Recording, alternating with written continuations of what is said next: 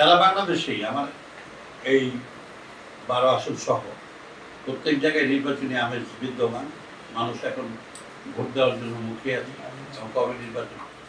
আমি নিজেও সেভাবে 12 আসনে আমার কর্মীদের এবং সমর্থকদের যথেষ্টভাবে উজ্জীবিত করি। ইতিমধ্যে আপনারা জানেন আমাদের ভারপ্রাপ্ত চেয়ারম্যান যারা তারেক রহমান এবং আমাদের মাননীয় মহাসচিব যারা প্রফেসর মানবী তিনি স্পষ্ট করেছেন যে পিআরের বাংলাদেশে কোনো সুযোগ নাই এবং দুইটি দল পিআরের পক্ষে এবং তাদের পলিসি নির্বাচন বিলম্বিত করে। নির্বাচন বিলম্বিত করলে বিএনপির জনপ্রিয়তা আস্তে আস্তে কমতে থাকবে। এই পলিসির জন্য তারা এটা বলে।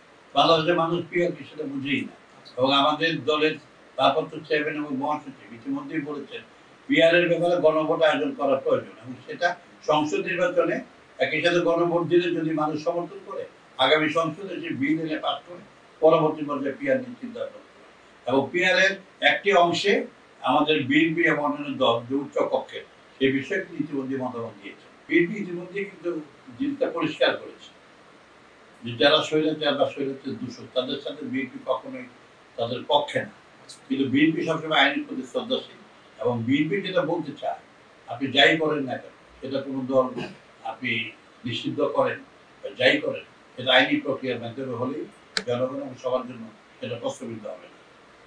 দেখুন এই জুলাই আন্দোলনে বা আমাদের 5ই আগস্ট সরকার পতন হলো ছাত্র জনতা এবং বাংলাদেশের সকল দল মিলে, এটা কিন্তু বাংলাদেশের সকল মানুষ একাত্মতা ঘোষণা করেছে বলেই সেটা পতন।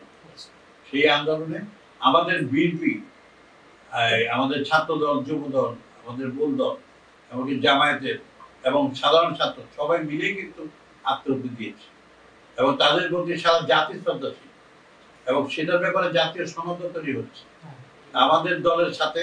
এটা তো একক কোনো এলাকার অংশ না, জাতীয়ভাবে বিএনপি যেভাবে এদের মূল্যায়নের চিন্তা ভাবনা করছে এবং তাদের পাশে ইতিমধ্যে বিএনপি আলাদাভাবেও দাঁড়িয়েছে।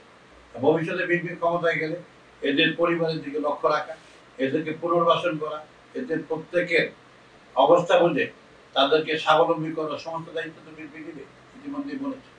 দেখেন বিএনপি তো জামাতকে নিয়েও জোটে ছিল, ঠিক আছে, আমরা জোটে থাকবো। আর বিএনপি তো নিজের দলেরও সমালোচনা করে, নিজের লোক যখন বাইরে যায় তার জন্য শাস্তির ব্যবস্থা করে। আসলে এরকম কোনো দলের প্রতি আমাদের কোনো মানে রেশারেশি নাই। এগুলো বিচ্ছিন্ন দুই একটা ঘটনা করতে পারে দলগতভাবে, এটাকে আপনি রাজনৈতিকভাবে মোকাবেলা করা বলতে পারে। অন্য দলের যে সমস্ত নীতি আদর্শ আমাদের ভালো লাগে না আমরা তো বিরোধিতা করি, আমাদের যেগুলো ভালো লাগে তারা বিরোধিতা করে, কিন্তু রেশারেশি যেটাকে বলে ওই পর্যায়ে এখন